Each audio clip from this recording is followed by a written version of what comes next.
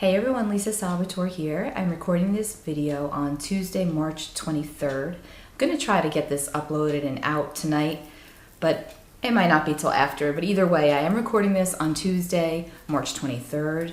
This evening, we actually have a Mercury-Mars tense aspect, so you may be already feeling the irritation that this could produce. You might have been feeling this built up since the weekend up until now, and it could be feeling very heightened.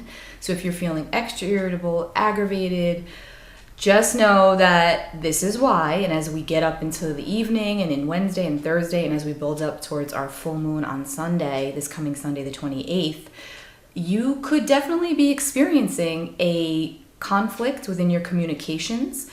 It could definitely feel like you're being misunderstood or you're being misinterpreted. What you're saying is being misinterpreted. So please keep in mind that Mercury is in Pisces right now.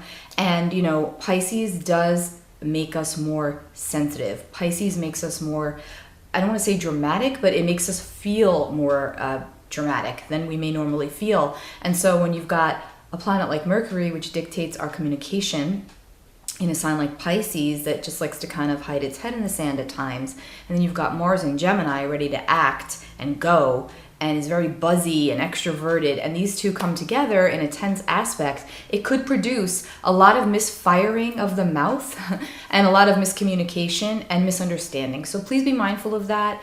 Watch your words. A little extra mindfulness this whole week will not be a bad thing at all. To act more out of consciousness, because there is definitely that potential to get carried away or to say something you don't mean out of a place of misplaced anger perhaps, or maybe it's placed correctly, but either way, you don't want to put yourself in a pressure cooker if you can avoid it.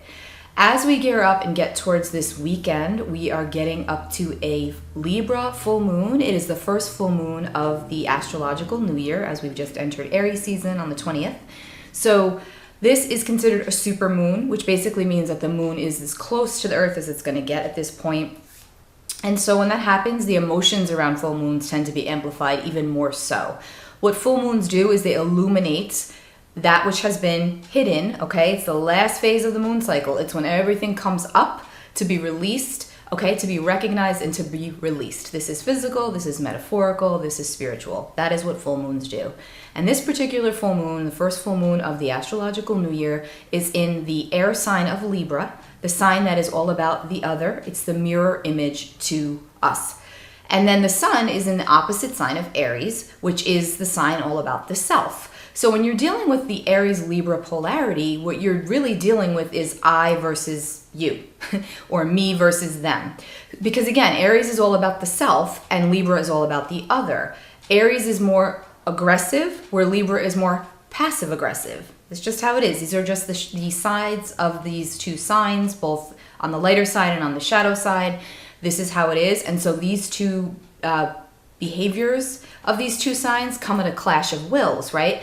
It's like a tug of war between head and between heart, between what we think and what we feel, what we know deep down but maybe don't want to know, what needs to be revealed could be being revealed at this point, all in the realm of our relationships. Because what is life? It is all about connection, and it is all about our relationships of all kinds. Romantic, family, friends, business, all under the microscope right now. We are definitely feeling the ways in which we may have been selfish or maybe too selfless, okay? And vice versa. In any of your relationships, you could be really feeling like you're not liking the way things have been or the way you've been treated, or perhaps you're the one that's starting to recognize where you were maybe not treating others appropriately. And this is the time where that's going to really all be coming up to be reviewed, whether you do so or not. It will be coming up. It will be surging, okay? Relationships, karma, closing things out that need to be closed out in a manner that works best for all, right?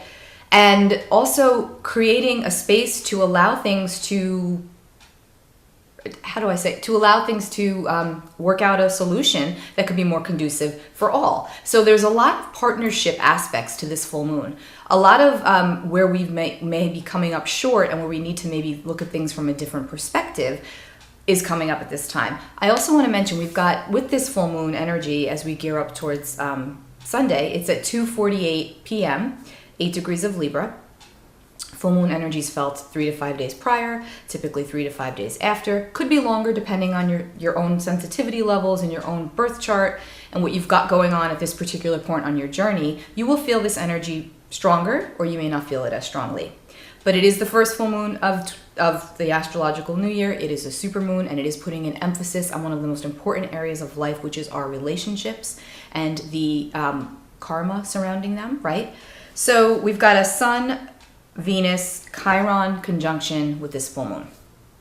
When we're dealing with the Sun and Venus, it's a loving energy together, even though in Aries, Venus can tend to be very, could be a little too blunt or a little too aggressive, but at the same time can also be very straightforward about its love and its affection and its emotion and how it wants to fix things or how it wants things to be or expects them to be. That's all under the Sun and Venus in Aries. And then conjuncting Chiron right now, it's like, again, there's something about this time highlighting wounds, highlighting areas that we need to go over again, back and forth, and just to see, is this resolved?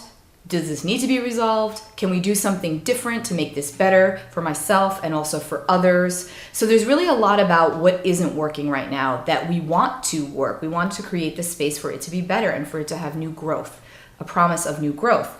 And also this moon is quincunxing Saturn, which is, not Saturn, Uranus. So again, that's an aspect that these two don't really understand each other at this point. So our emotions are at odds with our need for freedom and our need for space.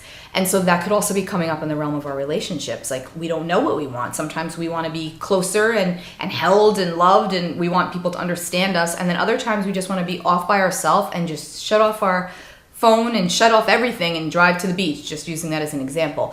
But, we don't really necessarily always know what we want. And this is definitely going to be a full moon where it's like, more aggressive. It's going to feel more aggressive. At times, it's going to feel more passive aggressive. So again, be mindful of how you are expressing yourself. Say what you mean what you say. Try not to get lost in the semantics.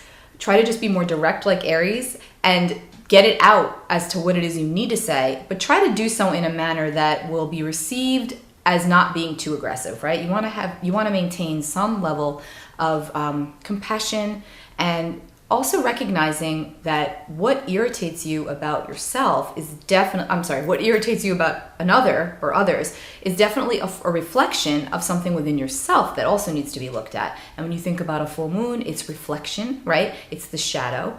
It's coming up and lighting up the dark. So that is also highly emotionally connected because the moon does govern our emotional world. It is our inner world, the subconscious, and the soul. So this is definitely going to be a week and a weekend that's going to feel high energy, heightened emotions, more so than normal. You may notice people are more aggressive, so just pull back and watch your own thoughts, watch your mouth. Remember, Mercury's in Pisces, so you may go to say, I'm sorry, it's just because I care about you so much, and it comes out completely nasty and it ends up causing a fight. So this is just the energy we're under right now. So maybe write it down, maybe write what you need to say. It might help instead of having the tone misinterpreted. And I'm going to use my Queen of the Moon Oracle to give you an oracle card for this full moon.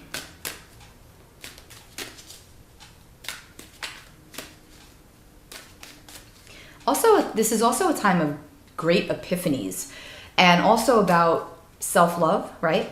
How we love ourselves, and how often when we start to recognize you might have known your worth all along, but it's about recognizing more about your own worth, your self-worth. As you do that, again, it does create a space for change within your personal relationships, because what you might have once tolerated, you are not so keen to tolerate anymore. So there's a sense of epiphanies coming up around this full moon. Could be a little bit of relationship drama, because let's be real, Aries can sometimes like drama. They can like to engage in drama. No offense.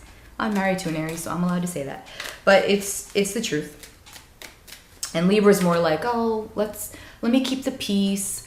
I don't really want to upset anybody. I don't want to upset the apple cart.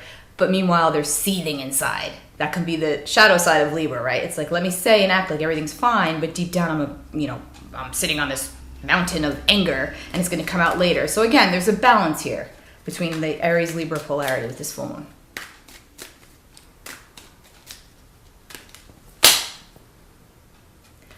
So I pulled number 16, which is full moon power.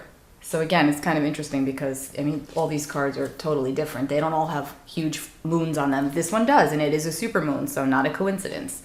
And, you know, this is all about coming into your full power and recognizing, again, your self-worth, what you're good with tolerating, what needs to, where are you maybe not being good to someone else or others in your life, right? In your relationships, what can be worked through in a higher manner, right? What's good for all, like the sign of Libra, with justice for all. That's Libra. It's all about justice. So again, take really good care of yourselves, guys. I'll be back soon with another video and talk to you all real soon. Bye.